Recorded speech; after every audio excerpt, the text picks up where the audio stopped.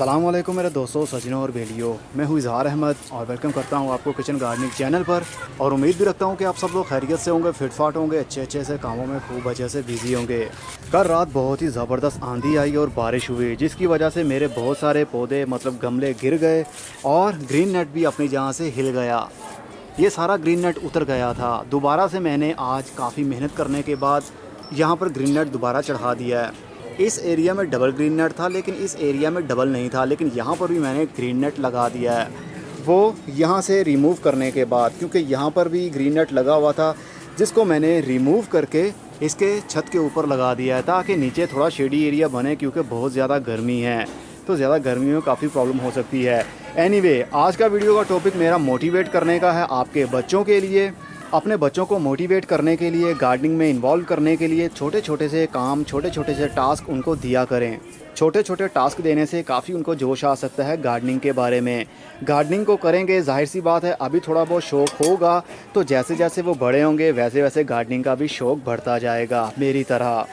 इसलिए ज़्यादा से ज़्यादा अपने बच्चों को इन्वॉल्व कीजिए। जैसे ही वो स्कूल से आएँ या एकेडमी से आएँ तो फ्री टाइम में उनको थोड़ा बहुत पौधों के बारे में भी ज़रूर बताइए कि ये पौधा किस जगह पर रखना चाहिए, सफाई किस तरह करनी चाहिए, मेंटेनेंस का काम किस तरह करना चाहिए, पौधे का नाम क्या है, ख़तरनाक पौधे कौन से हैं, फ़ायदेमंद पौधे कौन से हैं, किन पौधों के पत्तों को हम खा सकते हैं और किन को हाथ भी नहीं लगाना।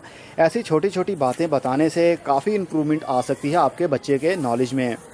और कल को वो भी मैं भी गार्डनर बन सकता है और मैं भी ऐसा बिजनेसमैन बन सकता है जो पौधे इंपोर्ट करेगा बाहर से और वो सेल करेगा अपनी कंट्री में। अगर बच्चों का ब्राइट फ्यूचर बनाना चाहते हैं तो छोटे छोटे से कामों में छोटी छोटी टास्क उनको दीजिए ताकि उनका माइंड पॉलिश हो, आने वाली दुनिया के बारे में भी उनको पता चलता रहे। एनीवे, ये मेरा भतीजा है। बात सुना, नाम बताओ। मोहम्मद अहमद रज़ा कादरी।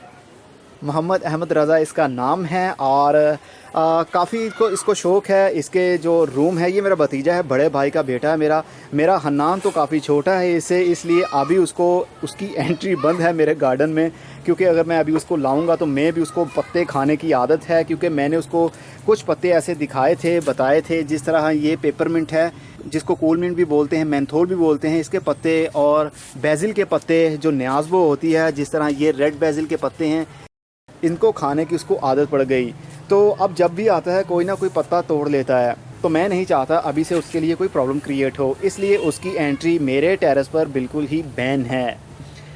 जैसे ही थोड़ा वो मैच्योर हो जाएगा तो उसकी एंट्री भी हो जाएगी, लेकिन टाइम टू टाइम उसको भी शौक़ है, वो भी सीडलिंग करता है। इन दोनों ने अपने गमले बनाए हुए हैं और उनके अंदर सीड्स लगाते हैं। सीड्स किस तरह लगाएं ये अभी इनको बिल्कुल मालूम नहीं है। सिर्फ पैकेट को खोलते हैं और मिट्टी के ऊपर डाल देते हैं और ऊपर से पानी दे देते हैं, तो सारे बीज ही बाहर निकल जाते हैं। एनीवे, इन्हीं छोटी छोटी बातों से बच्चे सीखते हैं। हाँ, 2 मिनट में कर लिया तुमने। तो ऐसे ही आप अपने बच्चों को भी इन्वॉल्व करते रहिए किचन गार्डनिंग में या फिर घरों के कामों में। बच्चों को मोबाइल फ़ोन से, टैबलेट से दूर रखें, क्योंकि ये उनके लिए ख़तरनाक चीज़ है। और फिज़िकली एक्टिविटी में ज़्यादा इन्वॉल्व कीजिए बच्चों को, ताकि वो बॉडी के लिहाज से भी स्ट्रॉन्ग हो सके और माइंडली तौर पर भी।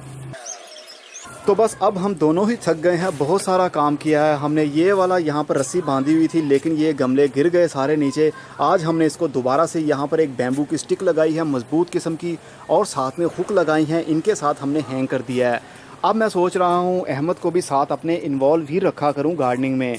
हर वीडियो में या किसी वीडियो में ज़रूर इसको भी शो किया करूँ, ताकि आपके बच्चों को भी मोटिवेशनल चीज़ देखने में मिल सके कि बच्चे भी गार्डनिंग करते हैं अपने घर वालों के साथ। अब मैं चलता हूँ, खुदा हाफिज़, goodbye, see you and tata, और अपना बहुत सा ख्याल रखिएगा।